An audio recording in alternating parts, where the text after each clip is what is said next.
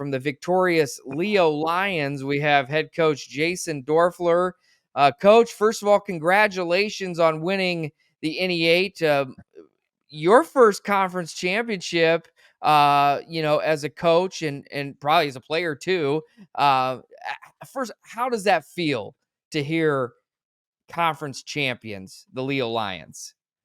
Yeah, I mean it's a great feeling. It's a testament and a credit to our guys who, after week 4, our New Haven loss, things didn't look too great. We had to play East Noble the following week, and just to put us into a position where we had a chance is really a credit to our seniors and our players from top to bottom.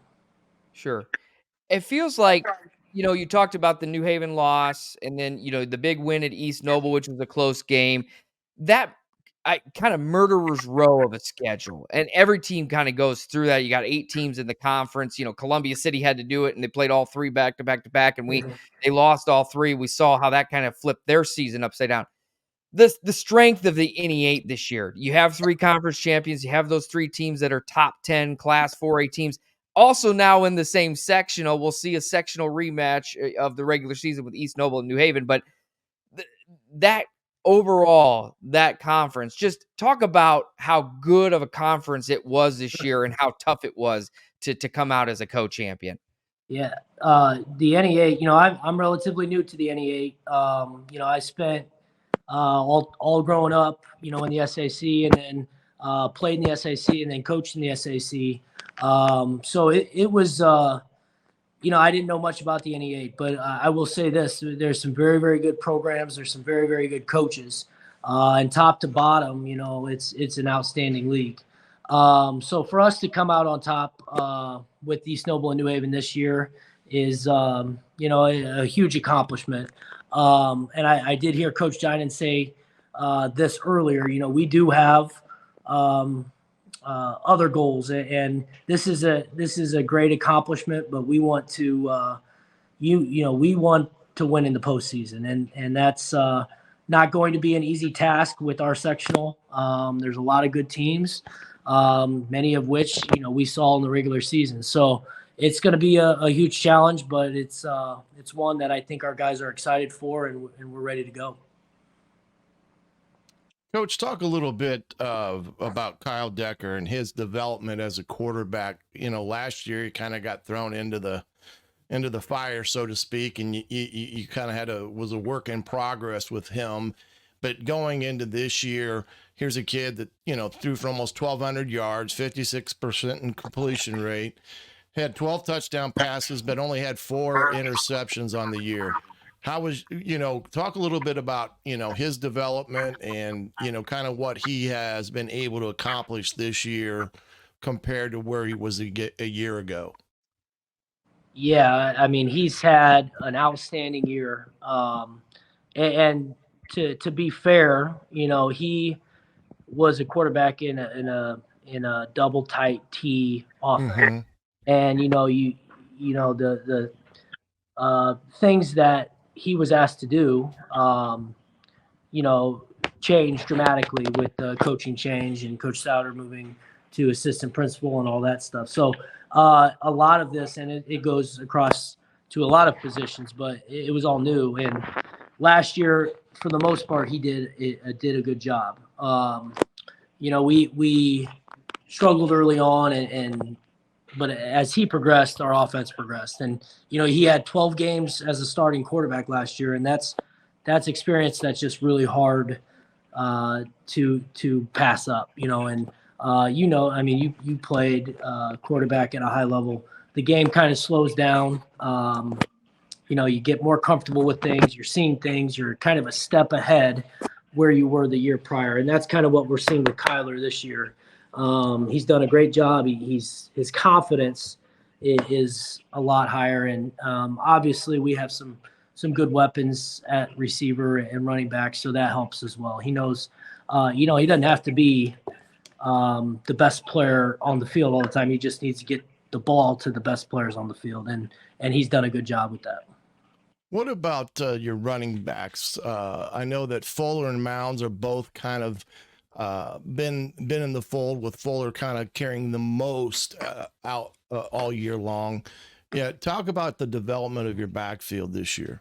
Yeah. So unfortunately, we did lose Brett a couple weeks ago, and he's hoping to get back. He has a shoulder, a collarbone issue, and he's hoping to hopefully we can progress a little bit into the tournament and he can return. But for the foreseeable future, he's going to have to shut it down. But oh, I thought he was going to be able to come back. I didn't know that was kind of said and done. There's a chance, Okay. and we're hoping, fingers crossed. But he's got some appointments this week and so on and so forth. But he was a great leader for us. He was a great running back. Now Aiden has stepped up and done a great job as well.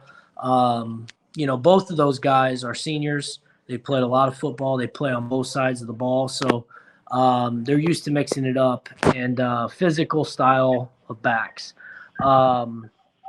Last year, I think we had a guy that was very, very special in Max Doerffler. So we don't necessarily have the explosiveness that he had, but Mon sees some things very, very well in the backfield.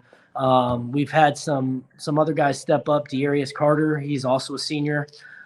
He's doing a great job, and we could see him get some more carries as well. So it's kind of been by committee, just with a lot of guys playing both ways.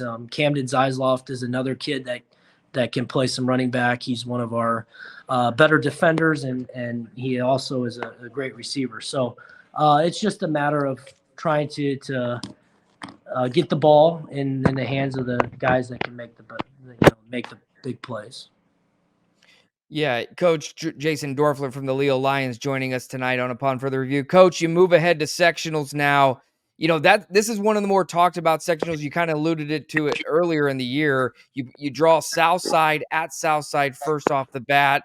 That's a favorable matchup for you, admittedly. But beyond that, with East Noble, New Haven in that bottom half of the bracket, and on the top you have Dwenger, Wayne. So really good programs. Just what your preparation is like as you get into the thick of it, and know that there's multiple teams that you could play, and also not overlooking Southside at the beginning, but also getting some good practices in, and keeping in mind there are several different combinations of who you could be playing potentially in the following weeks. Sure. Yeah. It is. We play a schedule which consists of basically almost everybody in the sectional. The only teams that we hadn't played in the sectional were Dwenger, Wayne, and Southside. So, going into the draw, we were somewhat confident in that we had seen a lot of the teams. Now, you mentioned we drew Southside. We haven't seen them in the regular season, but we did play them last year. Now they've done a lot of good things this year. They're playing a lot of young guys. I think their starting quarterback and starting running back are both freshmen. That's something that you don't see very often, and they are very impressive. So we have to take it one step at a time. I know that may come off as coach speak or whatever, but look at we use the example on Saturday morning of Purdue basketball. They Oh boy. they show up and Easy there, Coach. Easy. Sorry. But that's just not how high school athletics works. So we're gonna have to play. We're gonna have to play well. We're gonna have to be ready. And Southside speed is a concern for us. We feel like they got some guys that can play, and we're gonna have to play well. Last year we played them in the first round of the sectional, and it was a ball game, and it came down in the fourth quarter. It was still in question. So I think there's not going to be any looking ahead for us. Obviously, I know a lot of people are going to pay attention to the East Noble and New Haven game, and rightfully so. Those are two really good teams. If we're fortunate enough to get past our first game, we'll turn our attention to that one. But it's everybody. We said it as well. It's a new season, and Southside doesn't want their season. Their year to end. They have they have 20 seniors on their roster. So there's guys that don't want their football career to end. So our goal at this point is just to extend the season one more week, and we all of our attention is on the Archers, and we'll be ready to go. Part of the success you guys have had this year, Brock Schott, a big time guy that's getting a lot of big looks, and the addition of Caden Hurst. For you as a coach, you come over, this is your second year at Leo, to have playmakers on the field that on both sides of the ball, and really all three phases of the game too. Just talk about that and how that's kind of helped your team improve throughout the last couple of years. Yeah. We have some tremendous individual players. The thing that really sticks out to me is how team oriented these guys are. So they and I can't take credit for it here. Leo has an excellent culture in terms of athletics, in terms of their football program, and it is a thing where a lot of people sacrifice for the greater good. They care deeply about the program and care deeply about each other. So Brock, with all the attention he has received, and rightfully so, he is one of the more humble kids you'll ever run across. I mean, he would never come across as a guy with double-digit Division I offers and coaches from Ohio State and Miami coming to games and watching him play. He's a team guy, very humble, and our hardest worker. And I know it's been said a lot throughout the years, but when your best player or best players are your hardest workers, that's when you really have something special. So, Brock is an outstanding player, offensively, defensively. He's on our special teams, a lot of them. I mean, he's an outstanding kid with a bright future in football. And Caden, very similarly, he's come over and he's stepped right in, and he's adopted that team first attitude. He had never played much defense. He plays every snap on defense now. He's a huge guy in our return game. And obviously we've gotten the ball to him in a variety of different ways. We've thrown it to him. We hand the ball off to him. We snap it to him. When the ball's in his hand, we have a chance. So it's a good thing. But again, same thing. Great kid. He's been, tremendously humble, hard worker, and his teammates love him. So it's been a good thing. And, I'm glad they're on our team because they're very good players. Absolutely. Well, certainly a great team and a great bunch of players, and a great season for you guys. NE8 champions, 5 straight wins to close out the regular season. You guys 7-2, 6-1 in the NE8. Now you head to 4A sectional 19 play with a Southside matchup on Friday, and then we'll see how things shake out. Coach Doerffler, thanks for joining us tonight on Upon Further Review. Best of luck the rest of the way, and congrats on a great season again. Thank you. I appreciate you guys having me on. All right. Thanks so much.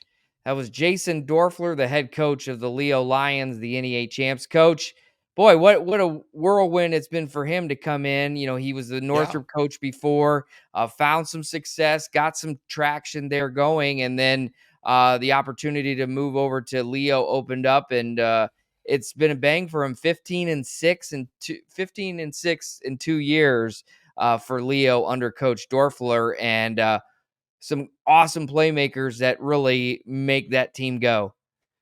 No question. He's done a good job there, and, kind of got thrown right into the mix and followed a pretty good coach, and Coach Sauter there, who had some success prior to his arrival. And